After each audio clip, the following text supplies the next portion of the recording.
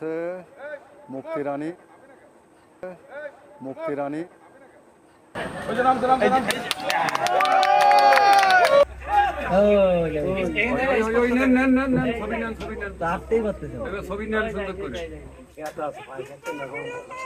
বন্যরা বনে সুন্দর, শিশুরা মাতৃ করে। আমরা যে ছোটবেলায় যে শিক্ষাটা পেয়েছি স্কুল থেকে, তো এই বাঘ যে বনের প্রাণী, তাকে বনেই মানাবে। সে সুন্দরবনে ফিরে গেছে। আমরা আমাদের বন বিভাগের প্রতি কৃতজ্ঞ যে তারা গত 6 মাসে বাঘের যে পাটা যে ইনজুর্ড হয়েছিল এবং জালে আটকে গেছিল, আপনারা জানেন যে ওই যে হরিণ শিকারের জালে সে আটকা পড়ে, তখন ওখান থেকে মুক্তি পাওয়ার জন্য সে অনেক বেশি লাফালাফি করছে, যার জন্য তার চামড়া সহ অন্যান্য সব ছিঁড়ে গেছিল এবং এখানে ক্ষত হয়ে গেছিল। অনেক ধরনের ট্রিটমেন্ট, পরীক্ষা নিরীক্ষা করে গত 6 মাস তাকে অবজার্ভে রাখা হয়েছে।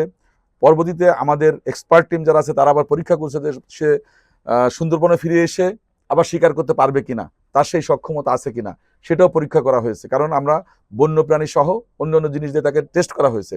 যখন সে উত্তীর্ণ হয়েছে এবং যখন এখানে আমরা দেখতে পেয়েছি যে সম্পূর্ণভাবে সে বনে গিয়ে শিকার করতে পারবে, স্বাভাবিক জীবনযাপন করতে পারবে, তখন আমাদের কাছে মনে হয়েছে এটাকে আমরা বনে ফিরিয়ে দিই। এবং সেই তার আলোকে আজকে আমরা এই কিছুক্ষণ আগে আমরা বাঘটাকে বন অবমুক্ত করেছি এবং সে তার নিজস্ব আঙ্গিনায় ফিরে গেছে। আমরা আশা করব যে এখানে সুন্দরবনের ভিতর আমাদের যে প্রাণ প্রকৃতি আছে সেগুলো এইভাবেই তার প্রাকৃতিক নিয়মে এসে থাকবে। এখানে আমরা কোনো ইন্টারভেনশন করব না। আর আমি মনে করি যে বাংলাদেশের ইতিহাসে প্রথমবারের মতো একটি বাঘকে তাকে সুচিকিৎসা দিয়ে ফিরিয়ে দেওয়া হয়েছে।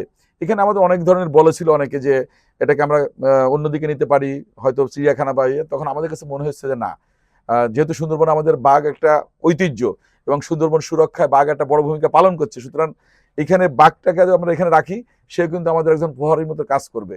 এবং ন্যাচারালি যেহেতু তার এখন শিকার করার কোনো সমস্যা নাই বা সে প্রাকৃতিকভাবে সবকিছু করতে পারছে, আমাদের যে পরীক্ষা নিরীক্ষা করা হয়েছে এখানে খুলনা বিশ্ববিদ্যালয় সহ বিভিন্ন বন্যপ্রাণী বিশেষজ্ঞ যারা আছে তারা ছিল, আমাদের টাইগার টিমে যারা ছিল তারা ছিল, পাশাপাশি আমাদের প্রধান বন সংরক্ষক সেও এটা সবসময় মনিটরিং করেছেন।